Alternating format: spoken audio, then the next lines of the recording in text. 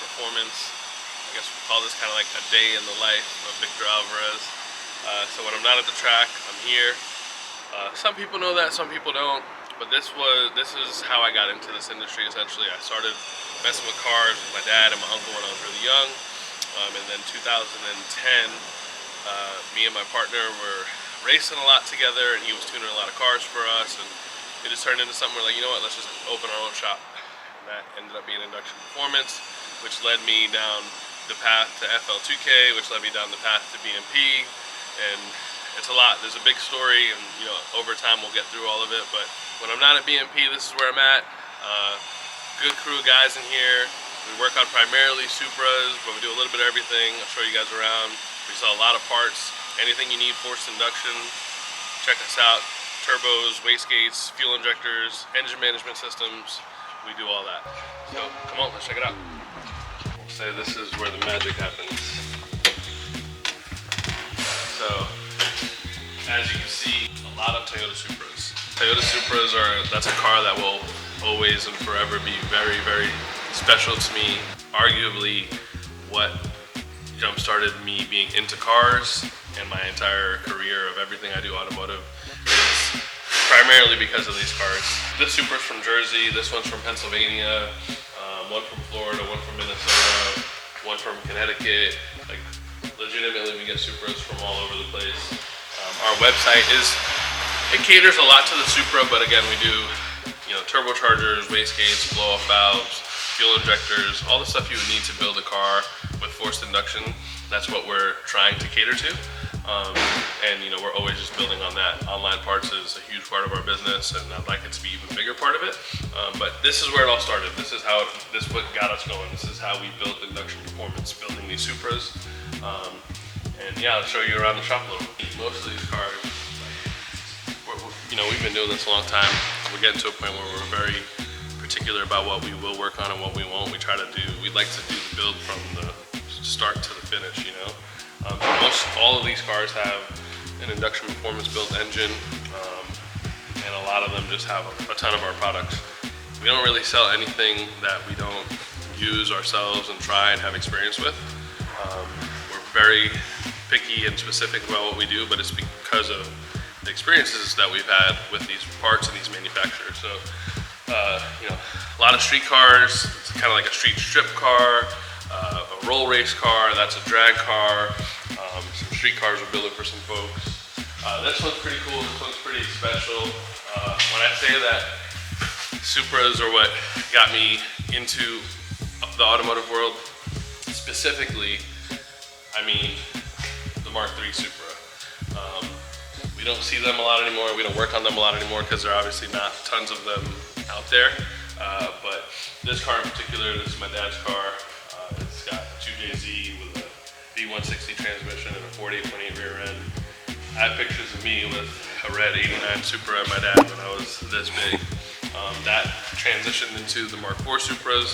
The Mark IV Supras skyrocketed and just went insane after Fast and Furious, and I kind of just stuck with those. And I love both. I might be a little partial to those, but love Supras and love all things 2JZ. So we'll walk through the shop a little more and show you around. We got the gray duck. This car, a lot of people, if you don't know, you follow 2JZ Katie on Instagram. She's got a really, really nice car. We did a bunch of stuff to it, fixed a bunch of stuff, and we're gonna get it ready for the dyno here shortly. Another one, this one's from Connecticut.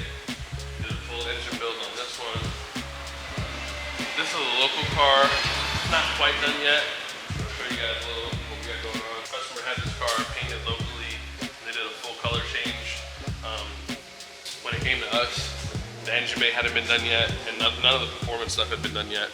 So we stripped it completely, sent it back to the body shop. They painted the engine bay really, really well. We just fired this car up yesterday.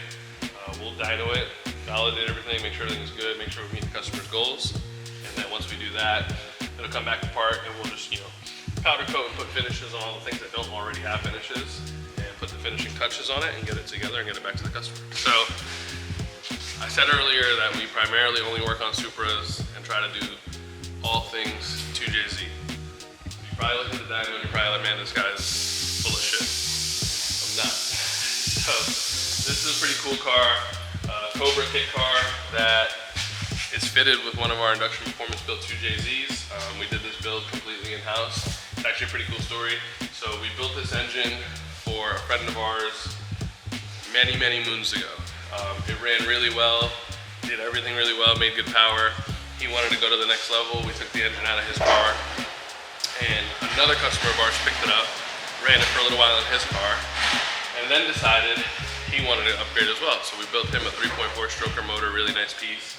And he's like, man, I gotta do something with that old motor. It's just too good to let it sit. So he bought this, picked this up. We put it in here. It's got a T56 transmission, Haltech ECU, precision turbo, fuel injector clinic injectors, BC cams. A lot of the stuff that we use in a lot of our builds. The goal was just to have a sleeper cruiser that can make some good power.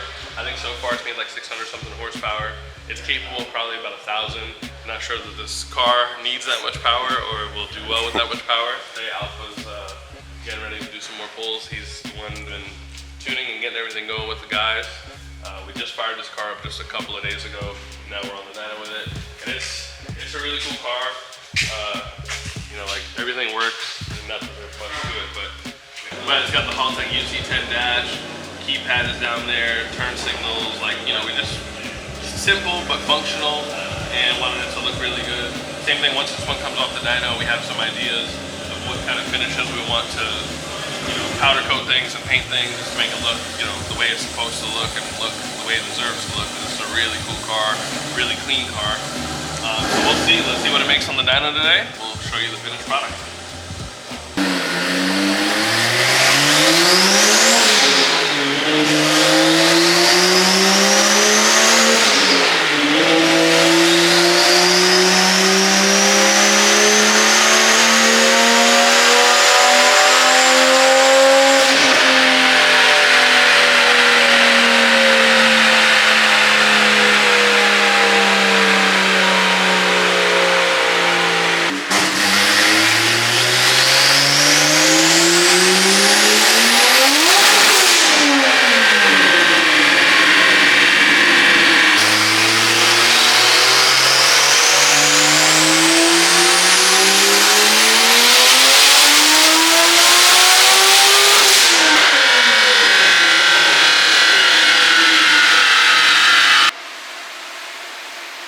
866 at the tire, and that was the first pull of the day. So.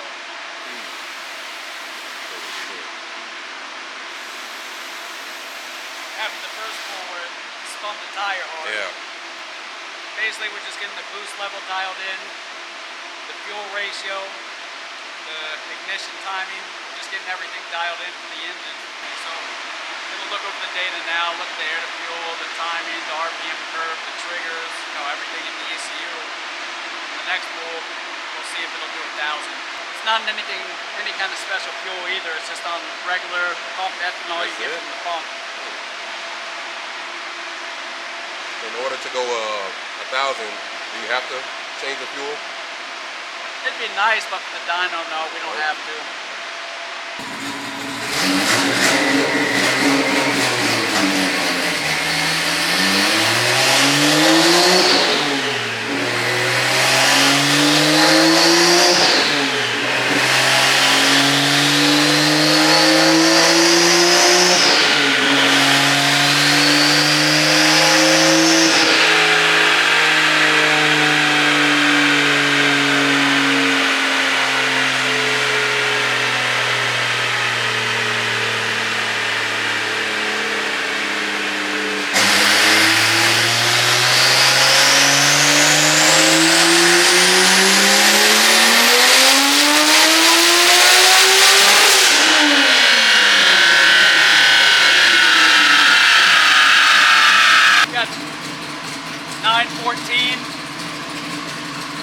The back pressure's starting to get a little high, so we got to get more fluidity to keep the gate closed. So we got to keep the gate closed to get the boost up higher, but the back pressure's going up a lot.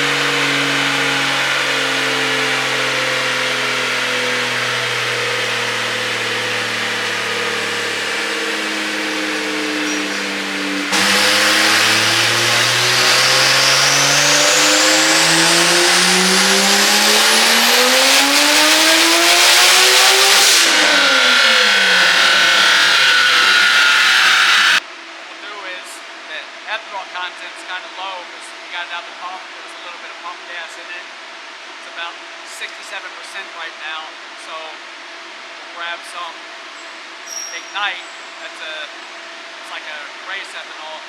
Grab some Ignite and see if we can fit some Ignite in. I don't know if we'll be able to fit much in because we built the tank to make sure the fuel level was good. We put a gallon in, 4 gallons in, 6 gallons in, 10 gallons in to make sure that the fuel level sensor matched the dash and our data. So there's not much room in there. We'll see what we can fit in. We're taking this fuel out because it's E67, E68, and we're going to put the Ignite in to bring the ethanol content up.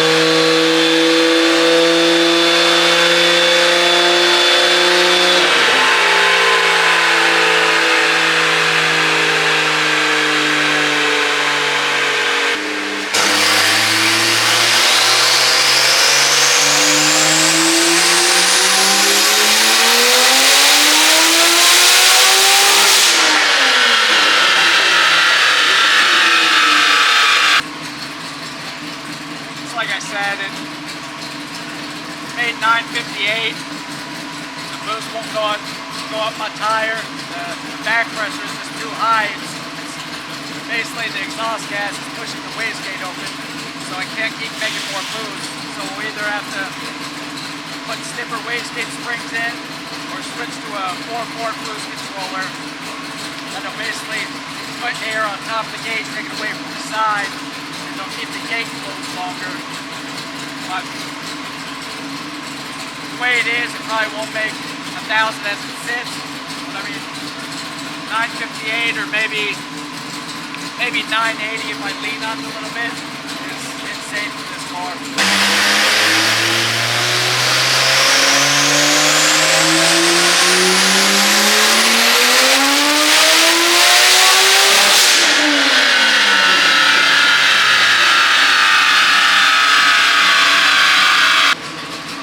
Like I said, 970 at the tire.